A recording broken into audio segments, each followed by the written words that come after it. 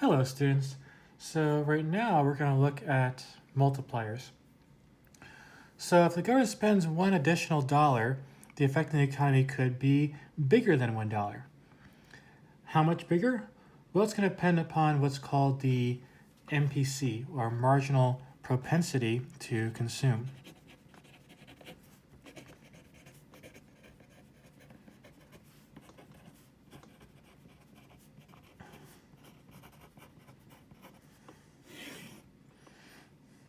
So what this means is how much additional spending the person's going to do if you give them one more dollar.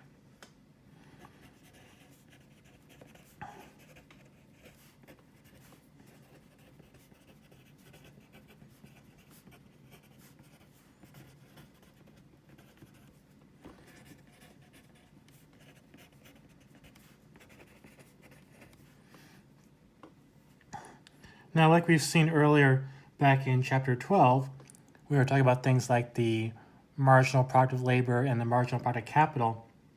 Marginal is not the same as average.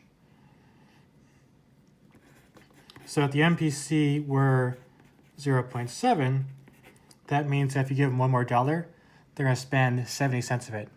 It does not mean that they spend 70% of their income.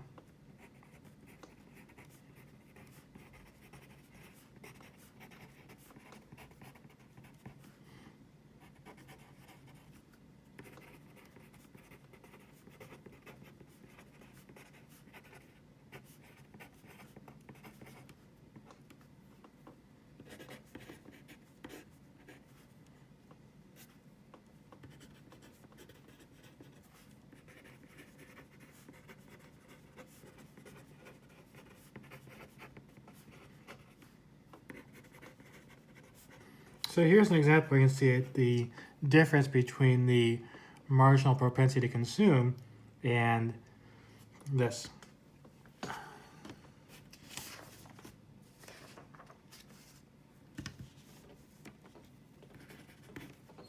So let's say someone is going to spend all their money up until they have $50,000 of consumption, and after that, if they get any additional money, they're going to save it.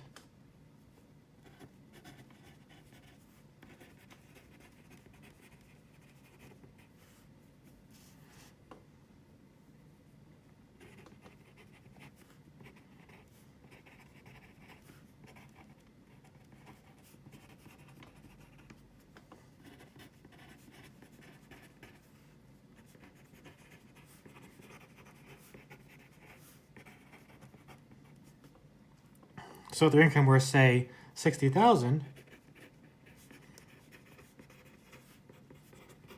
what they're going to do is they'll spend $50,000, and then the remaining $10,000 is going to get saved.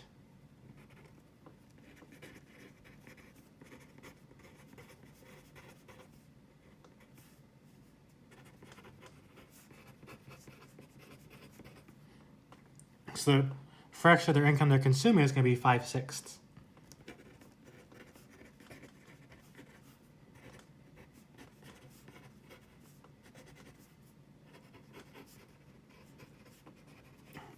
But that's not the same as their marginal propensity to consume.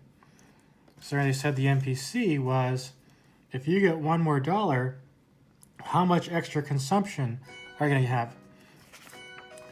So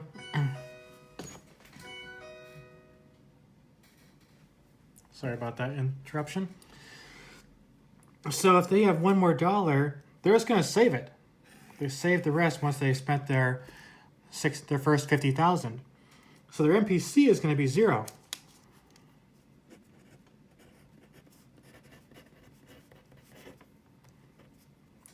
So this shows you the MPC and the fraction of income you consume are two different things. Do not conflate them.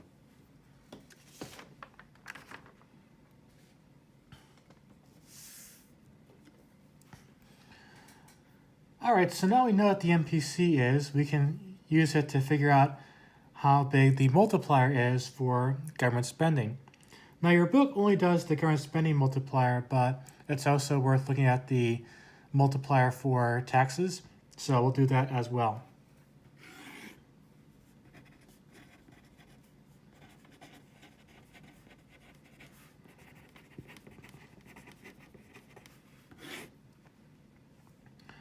So let's say the MPC is 0.8.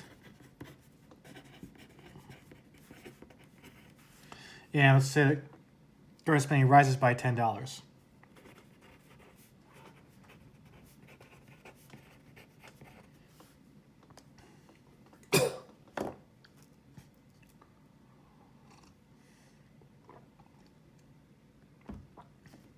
So this multiplier effect is going to arise because when the government spends $10 more, the story doesn't end there. It means that someone else just got $10 more of income.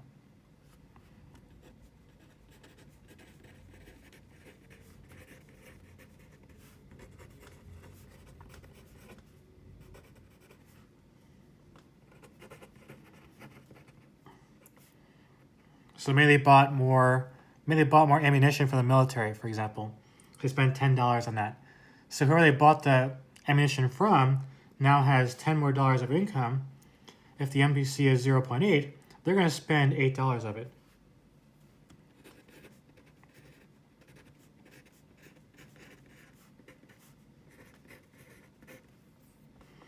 So they're going to be buying something for $8 from someone else.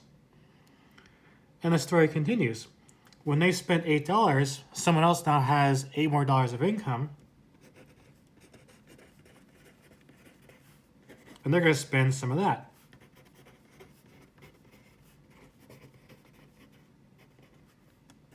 So 0.8 times 8 is going to be 6.4.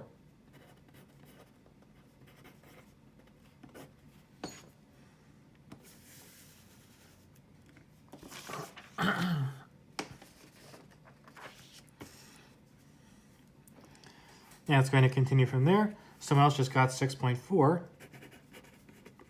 So they're going to spend 80% of that.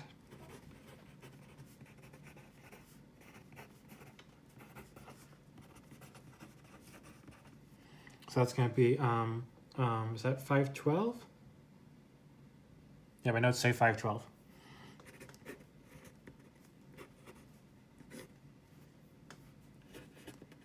Because 80% of 640 is 512.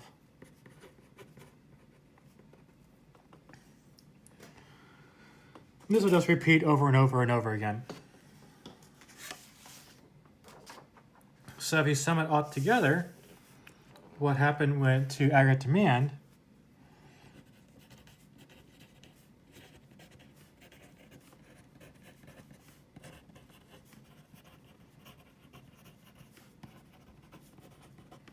So the initial $10, and then we had the recipient of that spending $8, so an extra $8 there, and whoever got the 8 is going to spend $640. You said if we got the 640, it's going to spend $512, and so on. So to see the pattern more clearly, that was the same as 10 times 1 plus 0.8, because we got 80% of 10 was 8. That's how we got this. Now we had 80% of the 80% of 10 was 6.4, so that's 0.8 squared. And I took 80% of that, so 0.8 cubed, and so on. And if you throw into the magical formula, which I'll show you shortly, that works out to 50. So that's the multiplier effect. You spend $10 if you're the government, and you get $50 of aggregate demand. So here's the magic formula. So we call it the spending multiplier.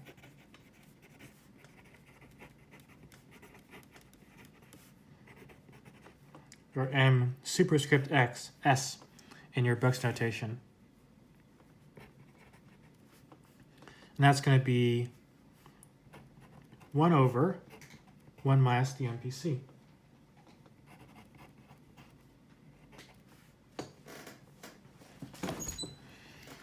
So the interpretation of it is going to be that for every $1 of additional spending, you get this much more aggregate demand.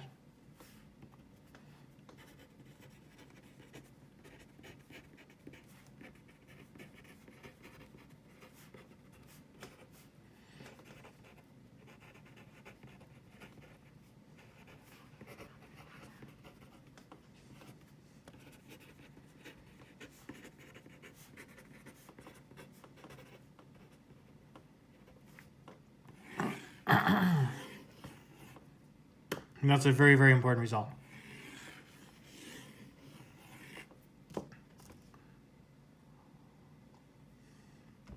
So in our example, we had current spending rose by $10. Like I said, the MPC was 0.8. So our spending multiplier was, we had MS was 1 over 1 minus 0.8, which works out to 1 over 0.2, which is 5. So that's how I know $10 of spending gives us $50 of aggregate demand.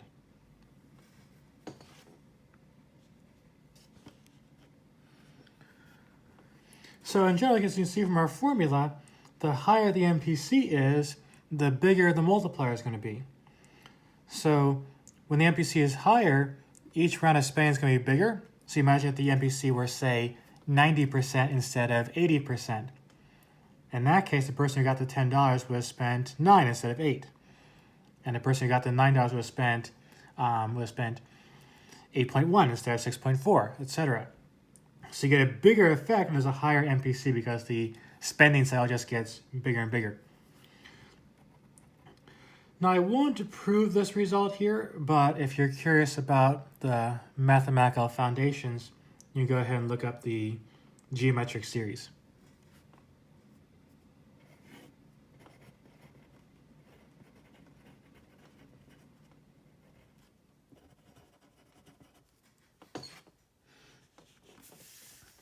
Like I mentioned earlier, your book just stops there at the spending multiplier, but it's also worth knowing about the tax multiplier.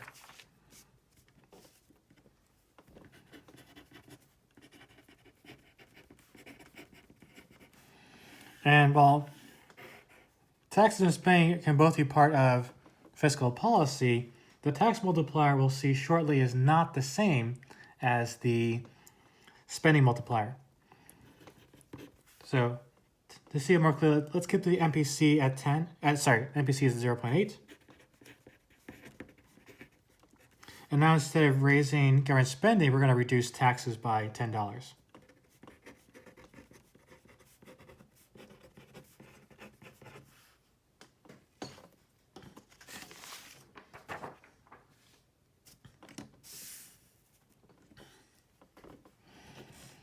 So someone now just has $10 more of income.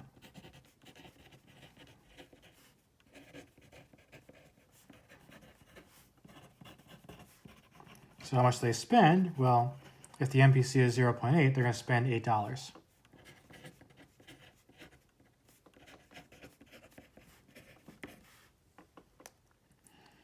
And the cycle is going to continue from there. Someone just got $8 more of income, and they're going to spend 80% of that, which is 6.4.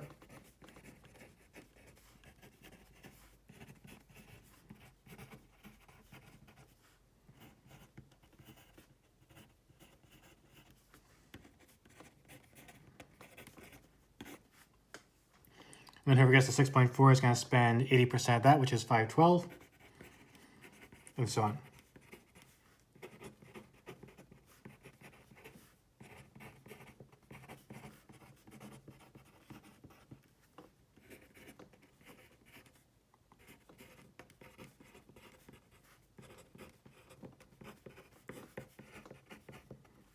So maybe you're puzzled here, maybe you don't see a difference. So let's go write out what the total effect is on aggregate demand.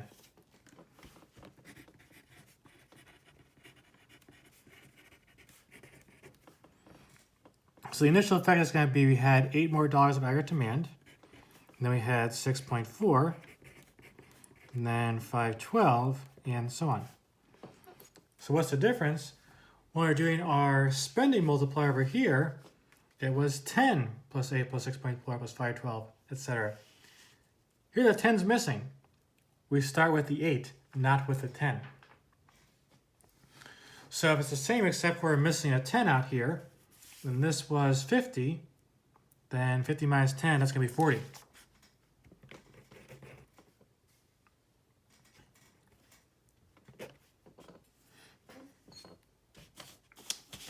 So the more general formula is going to be the following.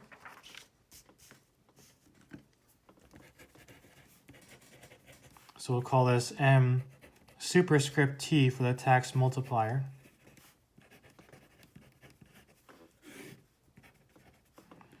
So MPC over 1 minus the MPC. And what it means is that for every $1 in tax cuts, you get this much more aggregate demand.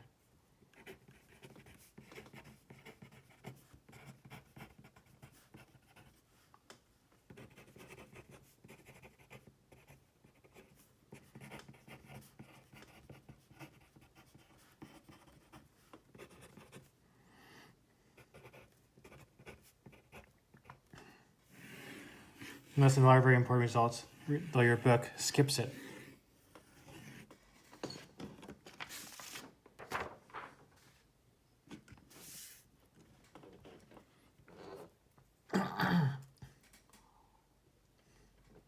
So in our example, we had taxes down by $10. So we had the MPC of 0.8. So you go and plug that in. That gives us that MT is going to be 0.8 over 1 minus 0.8, which is 0.8 over 0.2, which is 4. And 10 times 4 is going to be 40.